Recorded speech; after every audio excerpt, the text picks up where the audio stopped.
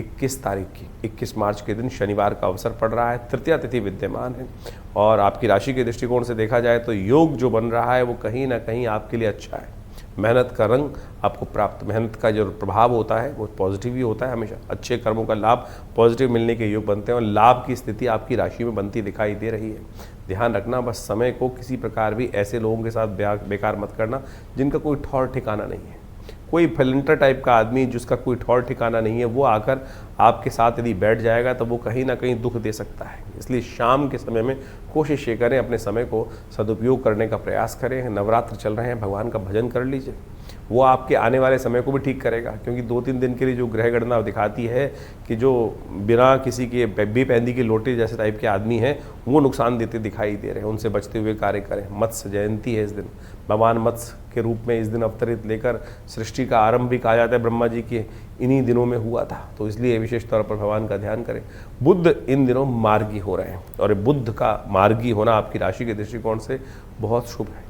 धर्म की तब प्रवृत्ति हो सकता है, धर्म की तब प्रवृत्ति रहेगी तो कहीं ना कहीं लाभ प्राप्त होगा। देख लेना इस वक्त राहु, बुध, मंगल इन सब की युति आपके धर्म भाव में चल रही है और कहीं ना कहीं कई कारणों से थोड़ी थोड़ी बातों पे कहीं ना कहीं मन में नास्तिकता का उदय बार बार हो सकता है। इस नास्तिकता वाले भाव को बचा के रखना, हटा के रखना तो बहुत अच्छा रहेगा। और नास्तिकता कहीं हावी हो गई तो फिर दुर्भाग्य में का उदय होने में भी देर नहीं लगती है। 23-22 तारीख का दिन रविवार का अवसर है, चतुर्थी तिथि विद्यमान है और नवरात्र चल रहे हैं। नवरात्र में चतुर्थ दिवस का नवरात्र है, भगवती कुष्मांडा की आराधना करने का योग बनता दिखाई दे रहा है आपकी राशि के दृष्टिकोण से। समय का प्रभाव समझ लीजिए, समय इन दिनों आपकी राशि के दृष्टिकोण से जिस प्रकार का योगा योग बना रहा है वो कहीं ना कहीं पारिवारिक दृष्टिकोण से या सम्मान के दृष्टिकोण से कुछ ग्रह भारी पड़ सकते हैं।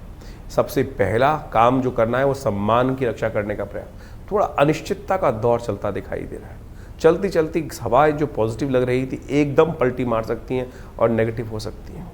अंधकार से प्रकाश की तरफ जाना चाहते हैं तो माँ भगवती कुष्मांडा के स्वरूप में उनका ध्यान, उनका स्तवन, पेठे की बलि, पेठे का समर्पण माँ भगवती के प्रति करिए। नए कार्यों में मत फंसिएगा, ध्यान रखिएगा। भद्रा का योग इस दिन बन रहा है वो बहुत श्रेष्ठ नहीं है, बहुत अच्छा नहीं है, तो इसलिए भगवती कुष्मांडा का आराधना करना आपके लिए बड़ा अच्छा रहेगा।